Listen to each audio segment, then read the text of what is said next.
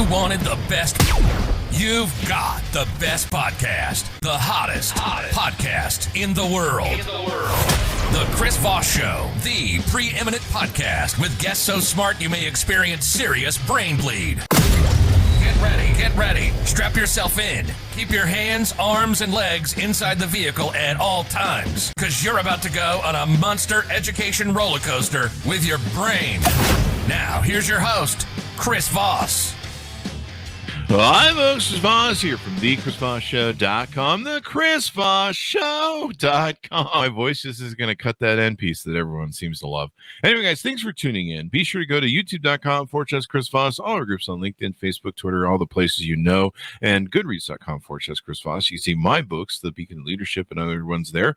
And also go see the LinkedIn group newsletter and the big 131,000 LinkedIn group. That thing is freaking huge and just keeps growing over there. LinkedIn, if you're not over there, it's really becoming a thing these days. It's quite amazing. Anyway, guys, we have an amazing woman on the show. She is the CEO, founder, and creative director of a company called the Malia Collection. Her name is Konstantina Malia, and she's on the show with us today to talk about what she does, how she does it, and how she founded and built her company. Welcome to the show, Konstantina. How are you? I'm fine, Chris. Nice to be on the show. Thanks for having me. There you go. So give us a rundown. Tell a little bit about, let's start with your plugs first. Tell us your .coms, where people would find you and look you up on the interwebs. Sure. I agree with you that LinkedIn is an amazing platform. I'm pretty visible there. Instagram as well. Konstantina Malia on LinkedIn, Malia Collection on Instagram and Facebook. My website is www.maliacollection.com. I'm known in the industry, in the jewelry industry or the luxury industry, as a fine jewelry designer. But I think as a creative person, you kind of wear a bunch of hats and people stick you in a box that they can identify easily. Isn't it funny how that works? Yeah. So give us, let's start with your humble beginnings, how you came up through the ranks of life and childhood and stuff like that. You have a Greek history, I believe, in your background? Yeah, I was actually born in Vancouver, BC. My parents were both Greek immigrants, so would have been native if I wasn't born on another continent. I was a prep school kid, which gave me a really amazing foundation educationally. And then went to school at the University of Arizona, was an English major, double honors, decided I did not want to be a professor. And so I went to the entrepreneurship program and launched my company. Wow, that's pretty amazing. So how long have you been doing this? 16 years now. Wow, 16 years. That's pretty much. And do you only work? I think it was 16. Did I say 16? Yeah, not 60, no. The 16, you got time. Yeah, we hope so. There you go. So what 16 years, you work mostly with, who are your clients? Who are the people that you work with the most? Well, my first client was Saks Fifth Avenue, some of the best retailers in North America, which would be Stanley Korshak in Dallas with my men's collection. I think Esquire magazine rates them number one every year after year. A bunch of retailers. And then I was about 10 years ago, I was showing in Paris and was at the Musée des Arts Décoratifs as well with one of my collections, and decided I would rather deal with my clients directly and I would rather have them have that relationship with me than the retailers. Now it's pretty much just direct to consumer. Oh, wow. So people contact you through your website and they ask to have you create a piece of art for them? Is that, how does the workflow Pretty go much. for So you? I kind of ride on the cusp because my pieces in the gold collection are one of a kind and signed by me. They are considered art. Wow. It was interesting because I was at a lecture with a professor from Yale University a couple of weeks ago here at Frieze in Los Angeles. And he was giving statistics on the art industry and who are the players and how people make it. And he's actually written a book on how to, Professor Magnus Resch, on how to make a business out of being an artist.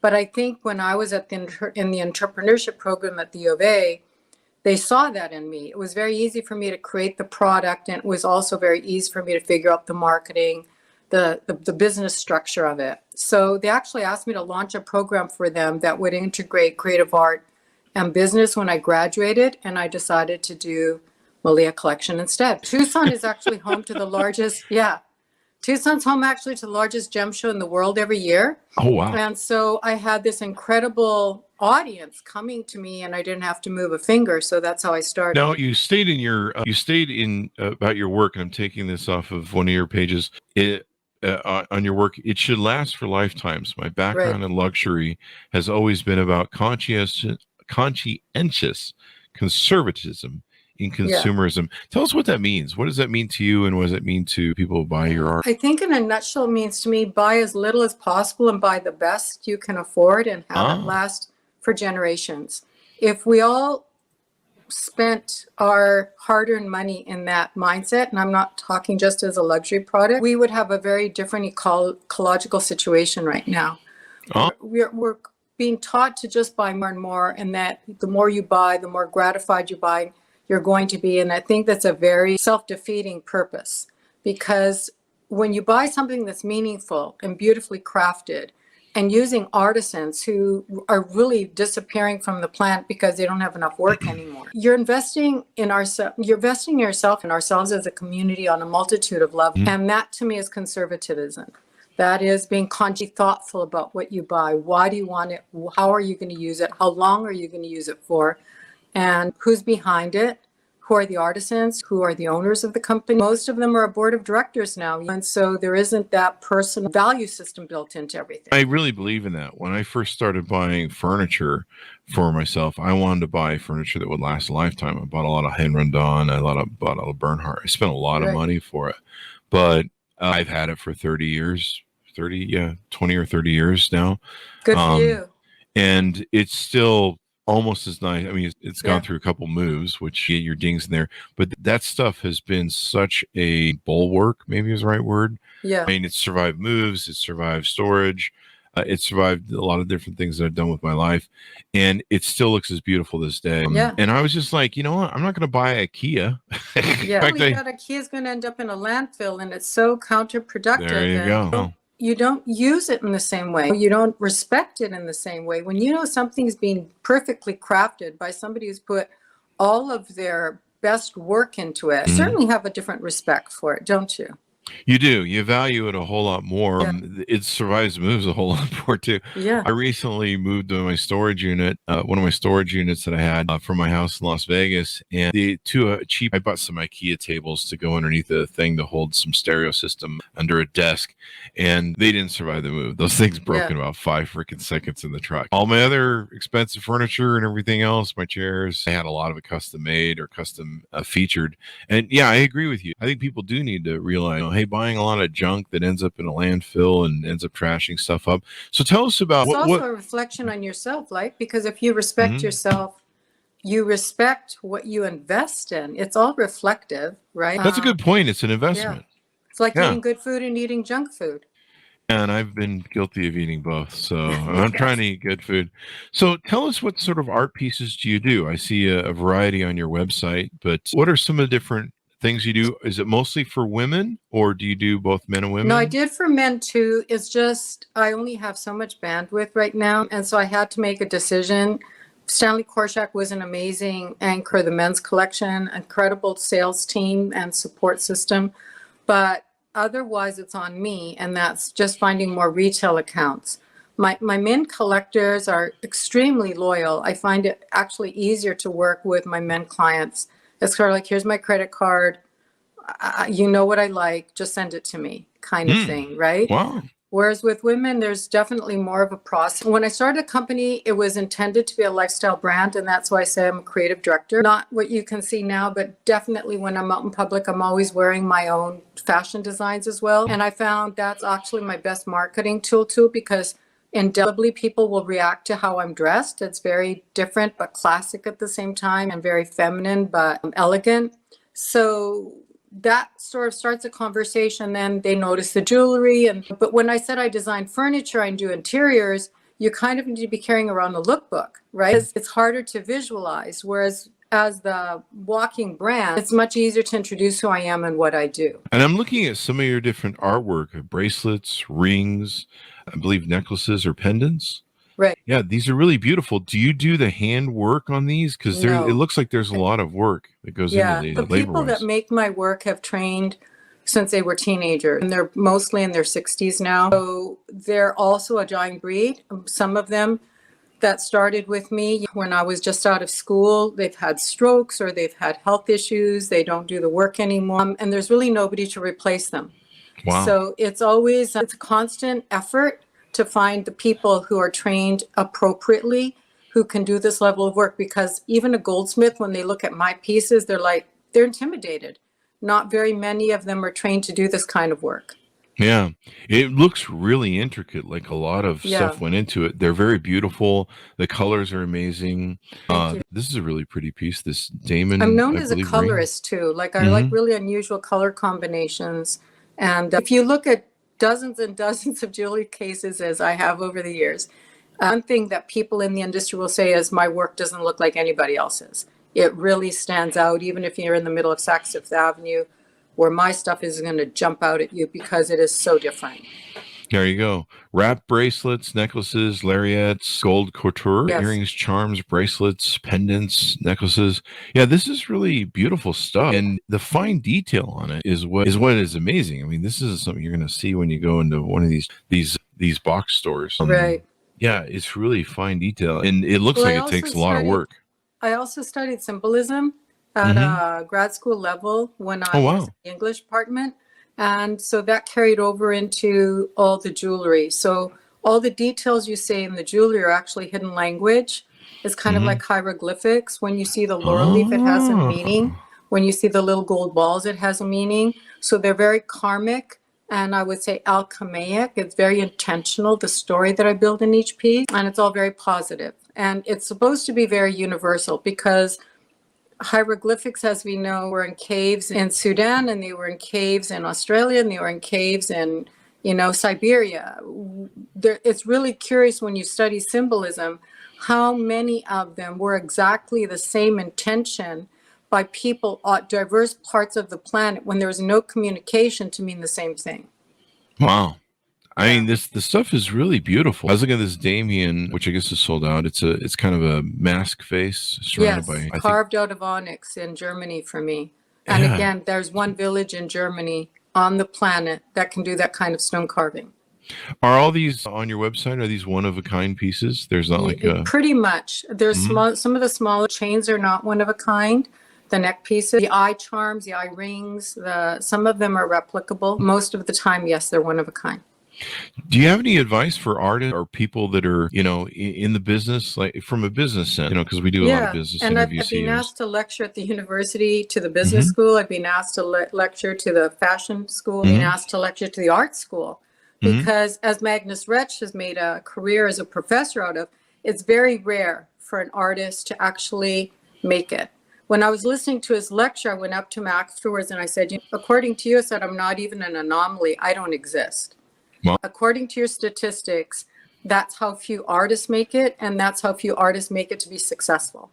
Yeah. And so for me, it's because I think I grew up with a business family, and then I was actually the child of immigrants. You had to be practical. My parents came with nothing, right? And so you watch them build a life, build a successful life. And I think that was more important even than going to business school, because that's hands-on. And so it's bred into your life experience. Don't be wasteful. For me, it's very much part of also being ecological. Don't be wasteful. Use everything you have. And I started the business by myself with nothing. So it was definitely bootstrapping it. Greek families and families of Mediterranean origin, we began gold jewelry as we know it on the planet. That's where it began. And it became the currency from Crete that became traded around the basin, because they figured out how to turn gold into these beautiful things that everybody wanted. It's kind of curious in a way that this is my own trajectory, right? So it's very traditional, even if you come from a very humble background, to give gold as a significant gift. When a baby's born, at a wedding, significant birthdays.